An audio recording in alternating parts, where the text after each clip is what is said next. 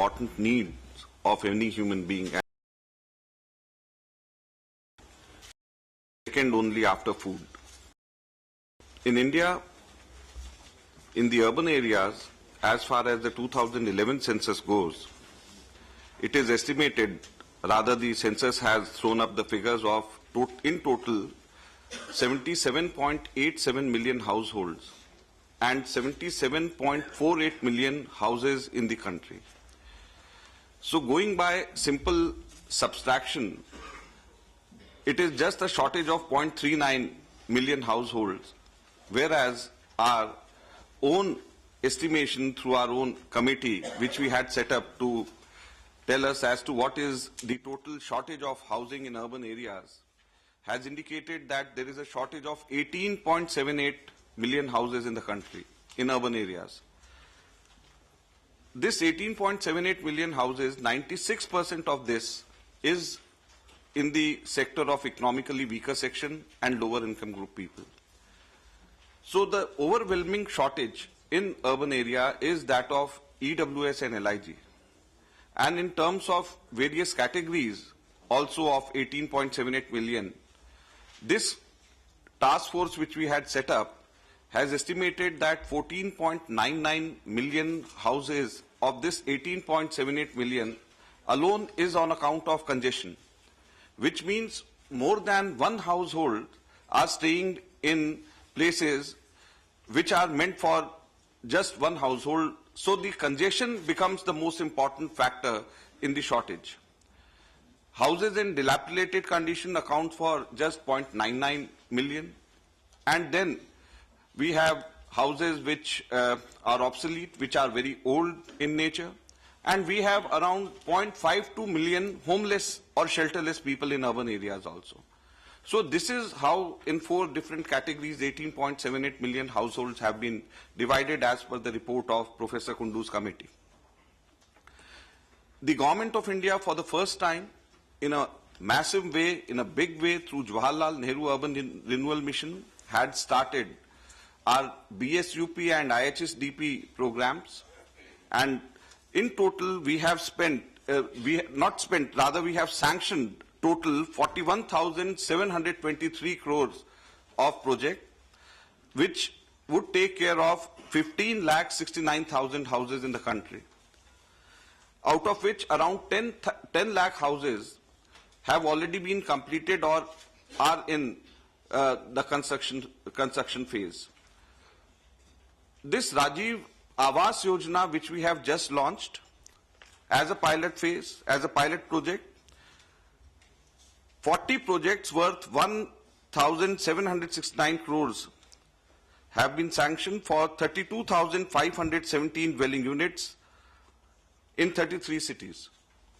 So this is what the Rajiv Awas Yojana, which has been launched just 1.5 years back.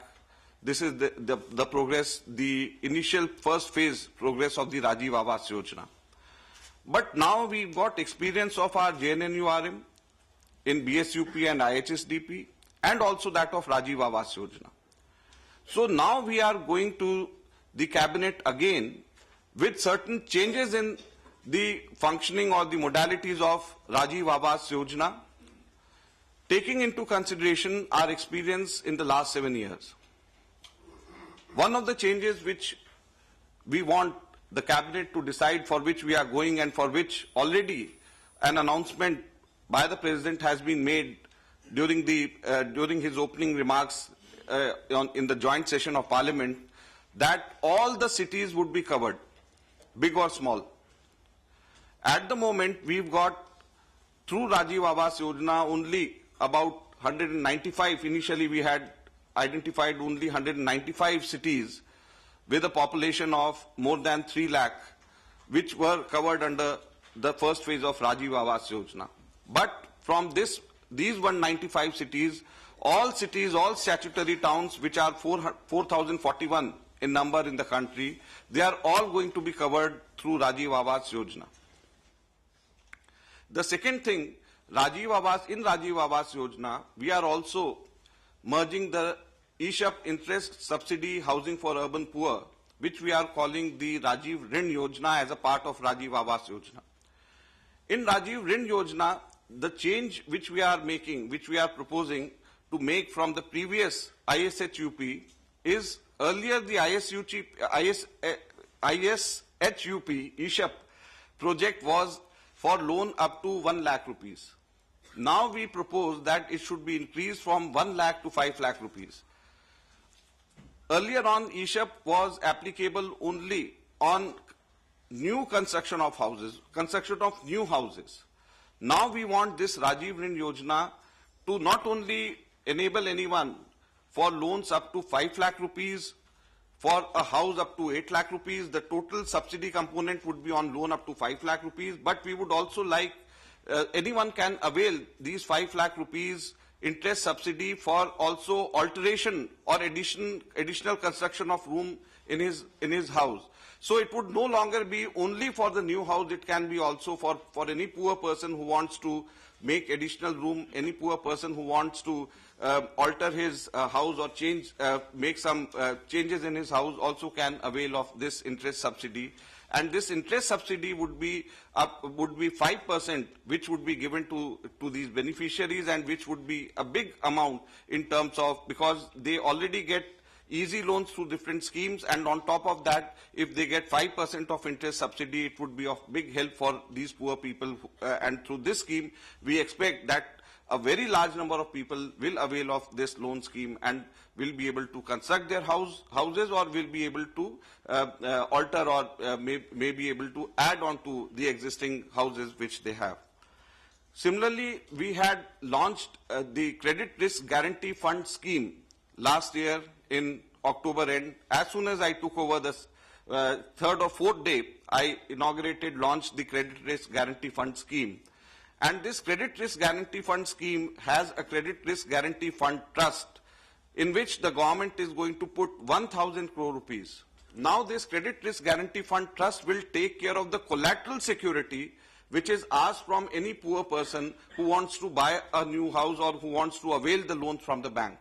So this Credit Risk Guarantee Fund trust, 1,000 crore of rupees would be in the trust, will act as a collateral security for about 50 to 60,000 crores of rupees, which can be dispersed as loan to these poor people.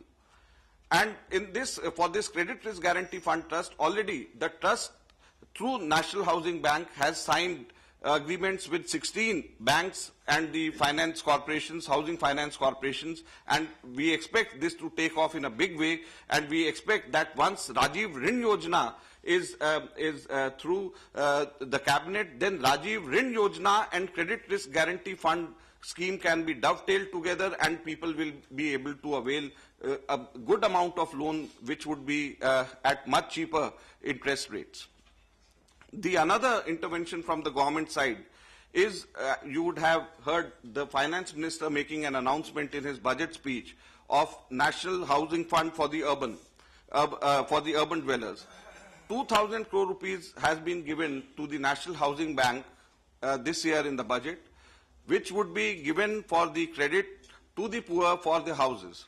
And we are preparing a scheme with the National Housing Bank and the Finance Ministry, in which poor people, and we are taking care that this loan goes to the poor people only, because we have seen that the gross credit deployment, even though the Reserve Bank's gross credit deployment from 1997 to 2011 has gone up tremendously. From $1.9 billion to $69 billion is the gross credit deployment on CRE housing sector alone. This is the kind of growth which we have seen in the housing sector. But still, there is a huge shortage of EWS and LIG housing. So this 2,000 crore rupees, which is going to the National Housing Bank, we want to ensure that it goes to the real beneficiary where the shortage is. We want to ensure that it goes to EWS and LIG housing only, or poor people. Not only EWS, LIG, but the gap between the MIG and EWS, LIG also, we wish that it should be taken care of. So the parameters which we want to work on is that it should be limited for households up to 4 lakh rupees of annual income. The EWS annual income we have categorized as up to 1 lakh rupees. LIG annual income we have categorized up to 2 lakh rupees. And for this loan, this money from this urban housing fund through the NHB, we want it to be the upper limit to be 4 lakh rupees. And the total loan amount, we want it to be up to 8 lakh rupees. We don't want MIG or HIG people to come into this sector and start taking loan. We want really the poor people, the LIG and the EWS to avail such loan facilities, 2,000 crores of rupees, which would be available with the National Housing Bank. So with these kinds of intervention, we feel that it is not only the Rajiv Awas Yojana, by way of which we expect about 1 million houses to be completed in the 12th plan, for which we have asked the Planning Commission to sanction us 45,000 crore rupees. And if the equal amount of money comes from the states, the beneficiaries and the urban local bodies, around 90,000 crores of rupees would be available in the 12th plan itself for construction of houses for the urban poor directly by the urban local bodies. So one intervention from the government side would be direct devolution of funds to the urban local bodies, which to the tune of around 90,000 crore rupees will take care of around 1 million houses. Then through the Rajiv Ring Yojana, which we expect would take care of another 1 million houses.